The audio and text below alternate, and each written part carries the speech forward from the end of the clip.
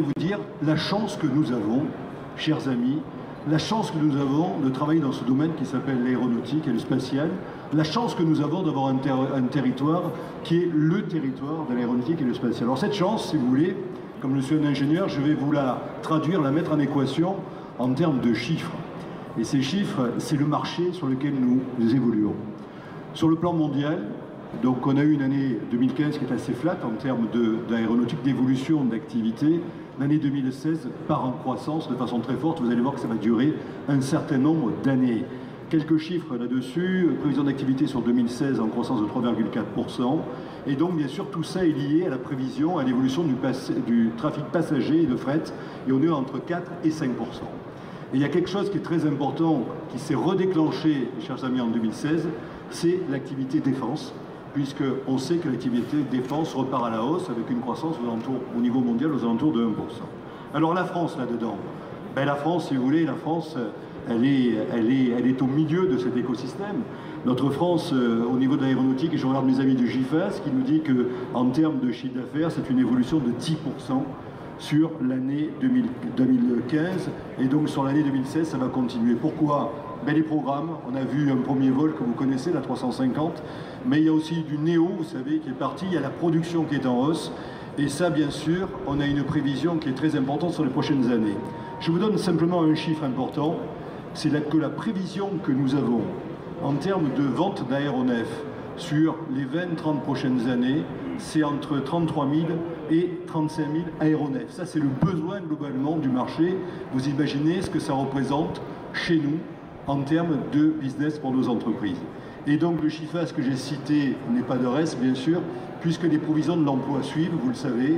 Et donc à peu près 10 000 emplois ont été créés sur l'année 2015 et on fera à peu près la même chose, mon ami, sur l'année 2016. Et bien sûr, au centre de l'épicentre, au centre du centre, nous avons notre belle région, Madame la Présidente, et donc là-dessus, les chiffres, vous les connaissez, ils sont excellents sur cette belle filière qui est la nôtre. Alors, on le doit à quoi?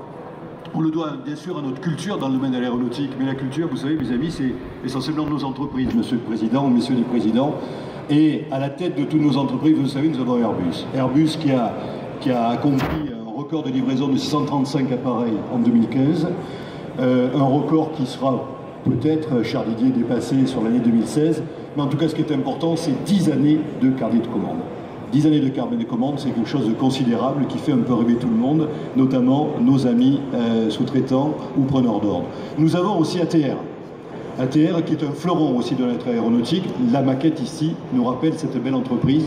Et puis il y a l'écosystème des preneurs d'ordre et donneurs d'ordre. C'est toutes ces entreprises qui créent de la valeur ajoutée tous les jours pour faire en sorte qu'on produise mieux, qu'on produise plus et qu'on améliore notre qualité. Alors cet écosystème, vous le savez, est fortement représenté sur notre beau territoire. Mais je ne voudrais pas m'arrêter là-dessus avant de parler d'Aéromart, je voudrais vous parler des enjeux. Parce que je crois que on est beau, on est fort sans doute, mais ce qui nous intéresse, c'est ce qui va arriver.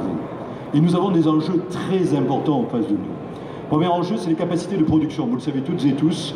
Donc nous avons un enjeu de capacité de production. C'est produire plus, quand je vous parle de la consommation et des carnets de commandes que nous avons, produire plus. Ensuite, c'est produire mieux dans un marché compétitif et notamment avec une supply chain qui doit aussi monter en cadence par rapport à ce que nous attendent les prochaines années. C'est optimiser les performances et la rentabilité. Je ne vais pas en m'étendre là-dessus, mais c'est important dans le domaine dans lequel nous sommes excessivement concurrentiels et qui le deviennent de plus en plus. Et bien sûr, ce qui est important, c'est l'homme et la femme autour de tout ça, ou l'homme avec un grand F, Madame la Présidente, puisque vous savez que produire mieux, ça veut dire faire en sorte que nous trouvions, que vous trouviez des collaborateurs et collaboratrices formés pour faire le job que vous attendez, un job qui évolue aussi. Bien sûr, les challenges de demain sont très importants. Je vous rappelle que les gammes d'appareils seront plus élargies. Je vous rappelle que nos avions seront plus sobres, plus électriques, plus connectés et plus verts.